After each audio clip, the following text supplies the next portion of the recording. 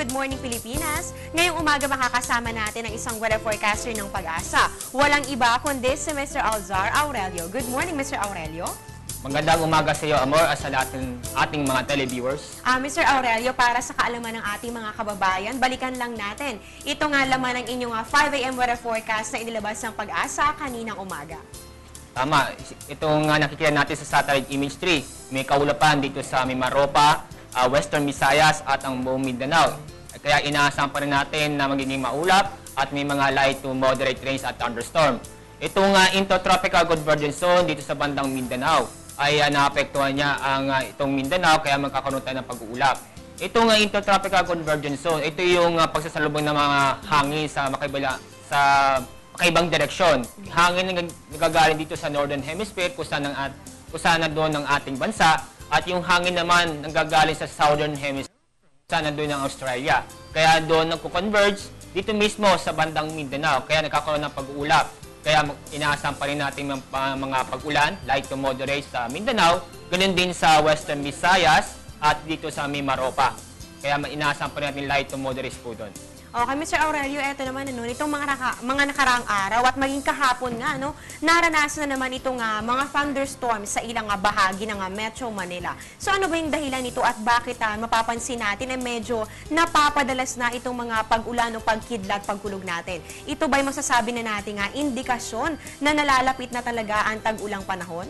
Una-una, ating bansa ay napapaligiran ng mga dagat. Una-una yung Pacific Ocean dito sa West Philippine Sea at dito sa bandang Sulu Sea. Pangalawang dahilan, itong araw ay naka-concentrate dito sa area natin. Kaya dito mismo ay dumadami ang mga water vapor. Kaya pag maraming water vapor, may nabubungong mga kaulapan. At isa mga kaulapan, itong cumulonimbus clouds o CB o thunderstorm, kadalasan yan nabubuo yan sa hapon ng gabi. Okay, so hindi pa naman natin inaasahan na malapit ang ating rainy season dito sa ating bansa dahil I'm sure marami nang nagtatanong dyan dahil nararanasan na nga ang mga pag-ulan sa ilang bahagi ng ating bansa. So, kailan ba inaasahan natin itong tag-ulan na panahon? Ayon sa ating data, ang umpisa ng rainy season ay between ng last week ng May and first week of June. So, ibig sabihin ay nalapit na ang ating rainy season. Okay, so klaruhin lang natin sa ating mga kababayan. Wala po tayo sa tag-ulang panahon, pero tulad nga na nabanggit ni Mr. Aurelio, nalalapit na po tayo sa panahong ito. At eto naman, Mr. Aurelio, dahil weekend na naman bukas, ano ba nga asahan ng ating mga kababayan sa lagay ng panahon dito sa Metro Manila, Metro Cebu at Metro Davao sa kanilang weather condition at pati na rin itong temperatura? Mainit pa rin at maganda panahon dito sa Luzon. Sa bandang Mindanao ay medyo mababa ang temperatura. At halimbawa dito sa Metro Manila ay ang temperature range ay mula 25 hanggang 35 degrees Celsius. Sa weekend po yan. Sa pagdating naman sa Cebu ay 26 to 34 degrees Celsius.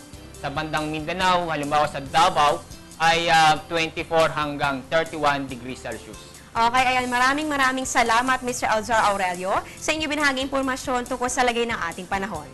Maraming salamat din sa inyo at patuloy tayong magdadala ng payong dahil dito sa Mindanao, nakikita nyo ay maulap at may inaasahan pa rin tayong light to moderate rains. Ganun din sa Western Visayas at Mimaropa.